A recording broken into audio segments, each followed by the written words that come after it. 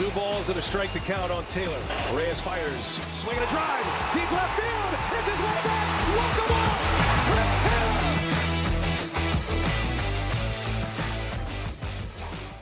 Welcome into DodgerHeads, presented by DodgerBlue.com. My name is Jeff Spiegel, joined today by Matt Moreno. And Matt, we've got some talk about the lockout to have here. And for those that haven't been paying attention, I don't blame you. December 1st, MLB owners lock out the players. Then we go into the holidays. It's Christmas. It's New Year's. You're like, this will be fine. We'll figure it out. Well, here we are, a month away from pitchers and catchers reporting. Spring training games scheduled for 6-ish weeks away. And I've got bad news if you haven't been paying attention, because nothing has happened. They have not had a discussion about core issues between the Players Association and the owners. They do not have scheduled a discussion about core issues between the owners and players. And that's a problem. Jeff Passan, in his article a week ago, said this: perhaps nothing better illustrates how far apart MLB and the MLB Players Association remain than their last bargaining session on December 1st. Over the previous few months, both believed they had offered concessions. Both sneered at the other's proposals. This session at a luxury hotel in Dallas offered one last opportunity. It might take a miracle, but at least they would try. That afternoon, the sides talked for 7 minutes before the meeting broke up. At midnight, the owners locked out the players. They had months before a lockout. They tried a Hail Mary. They met for 7 minutes and haven't talked seriously since. Now, one fascinating thing about that article is Passan talked to a bunch of people in the league, owners, GMs, players, etc., and kind of laid out what might a agreement look like once we get there. And he put 7 points down on paper. Matt, I'm curious to get your thoughts on this. Here was the proposed endpoint. First, minimum salaries would raise to $650,000, a 14% increase. They would add a performance bonus pool for pre-arbitration players. So you think about a Cody Bellinger who basically wins the MVP before he's even in arbitration. There would be some monetary value for that. Third, universal DH. Fourth, postseason expands from 10 to 14 teams. Fifth, remove indirect draft pick compensation for free agents. Sixth, significant changes to the draft to disincentivize tanking and reward small market teams. And seventh, raise the competitive balance tax threshold into the $230 million plus range. Remove other constraints, including non-monetary and other penalties. So when you think about those seven, I'm curious what jumps out at you. So at first, I guess my initial thought was I was surprised that the players, and of course this is kind of obviously speculation on his part, right? It's not, this is what it absolutely will be. But for me, I thought the players would want to really change free agency. Yeah.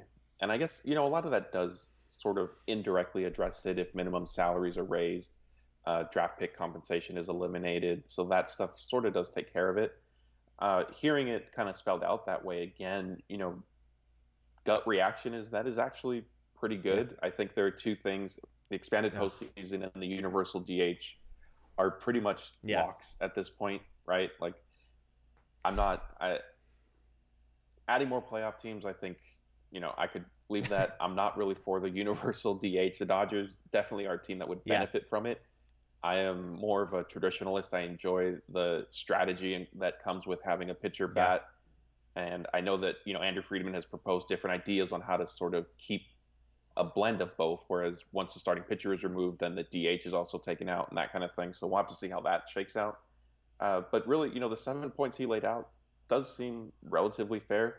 With anything, I think there would be unintended consequences that, the players and the team owners would find as it's kind of unfolding. But that stuff is sort of inevitable, and you don't really know until you kind of are going through it after the fact. Yeah, it seems like one of the talking points which you mentioned is this idea of like how long it takes guys to get to free agency. And what's interesting is MLB basically said to the Players Association, we're not talking about, they call it the 6-year reserve period of free agency.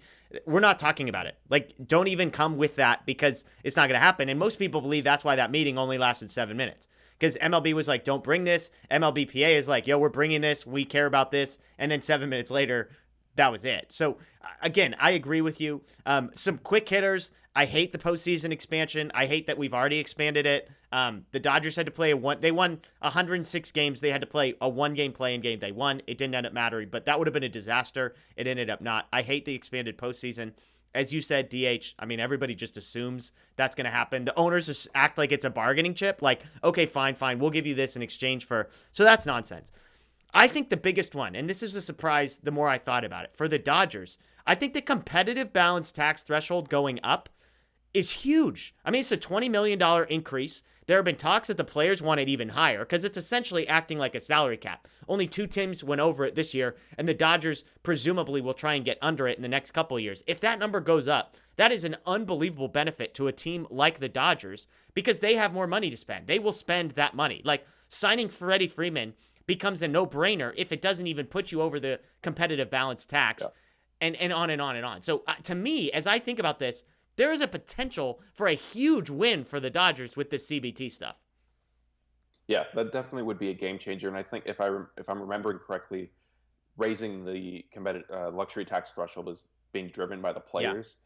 And, some of the league is kind of countering with a belief like, well, it's just going to make the big spenders give them even more power, which Great.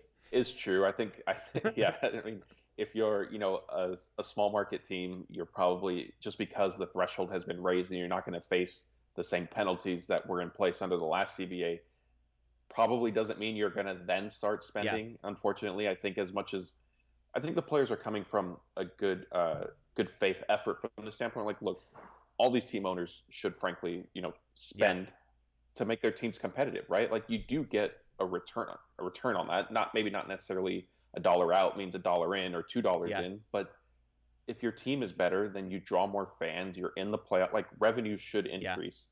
I don't think it would work out that way. I think we've seen it in the past that teams will still kind of close up their checkbooks for whatever reason. But I would also argue, like, look, they're doing that anyway. So maybe not every team then becomes a big spender if the luxury tax threshold is raised, but maybe 3 to 5 more teams start spending aggressively in free agency, and that in turn probably makes the sport more entertaining. Yeah, Passan notes that there were like 6 or 7 teams that were like just under the $210 million. Like, we don't have a salary cap. They're just 7 teams that were within $1 million of $210 million miraculously. Yeah, I think if you're like the Marlins or the Orioles who just refuse to spend money, the Pirates, on one hand, I think you like this agreement because, in some ways it's like, fine, let the Dodgers spend another $30 million because what we've achieved is we still get to pay guys nothing for the first 6 years of their career. We're going to increase the pie that is being shared when it comes to revenue sharing stuff, which that's free money if you're the Pirates or the Marlins. And so, oh, by the way, if we get 4 more teams in the postseason, our odds of becoming a playoff team and telling people we're playoffs go up. And so I think there's going to be some pushback, but at the end of the day, even for the smaller market teams, they're going to be like, you know what? We win on a lot of these. Yes, the Dodgers are going to get better. Maybe our chances of winning the World Series decrease. But let's be honest, those teams don't really care about winning the World Series anyways. So I think that's a big deal as you play this one out. Now, if you're the Dodgers, you hate the expansion to 14 teams because that makes it a lot harder to win a World Series, that kind of thing. So, the disincentivizing of tanking, like, again, some of this stuff doesn't impact the Dodgers at all. Raising minimum salaries, like, so be it. So it's fascinating. I'm fascinated to see how this plays out. Again, the biggest thing to watch now is whether or not these two sides can have serious talks. The first quote-unquote deadline, as we said, is, I believe, February 14th, Valentine's Day, is when pitchers and catchers are supposed to start reporting. So that's the first sort of soft deadline. As we know, deadline spur action, as the saying goes. And so whether or not the players and the owners can actually sit down and have productive talks in the few weeks between now and then will be really fascinating to see because I mean, I'll say this. I'm beginning to be skeptical that this season is starting on time. 2020, the negotiations that happened around the shortened season have me skeptical about whether or not these two sides can have amicable conversations and actually concede anything and come to an agreement. I'm beginning to worry about, I'm not talking about spring training games at the end of February. I'm talking about opening day. Like, because you've got to have a couple of weeks before spring training. You got to have some form of spring training to get guys ready. And then opening day, we're like 2 months away, Matt. I am worried about opening day games. Are you, briefly? I'm not quite as concerned about opening day just yet, but spring training definitely. I would, if I had to wager one way or the other, I would say it's not starting on time. The counter argument to that is I think there's been a general belief across the sport by most parties, except maybe the actual cities and spring training stadiums where this is their big source of revenue, is that spring training is entirely too long. So if the sides can get to negotiating, get something in place, and start spring training at the beginning of March, let it be basically 4 weeks, I think we can then start the season on time and things should be okay. But you need lead-in time for that. Like you just said, you need time, to not, like, the two sides aren't going to sit down, next week, have one meeting and say, oh, we have a CBA all of a sudden. So that's going to take multiple weeks. So you need to give yourself time for that. You need to then give players time to report to their camps, especially some of the international guys who might be out of the country, stuff like that. So there are a ton of logistics. And, if it starts to get into middle February and there still isn't progress, then I think at that point we'll be looking at the season unfortunately being delayed. Yeah. Let us know what you think below. I mean, are you worried about opening day, Major League Baseball regular season being postponed at this point? I am. Matt is not. We'll see what happens. Let us know below. We appreciate you joining us. Check out DodgerBlue.com for the latest. Anytime there's an update from Jeff Passan or anybody else about the lockout, we will have it for you there. Dodger Blue 1958 everywhere on social media. And, of course, right here on the Dodger Blue YouTube channel. Make sure you subscribe. Ring the notification bell. We appreciate you joining us as always. We'll see you next time. Enjoy your day.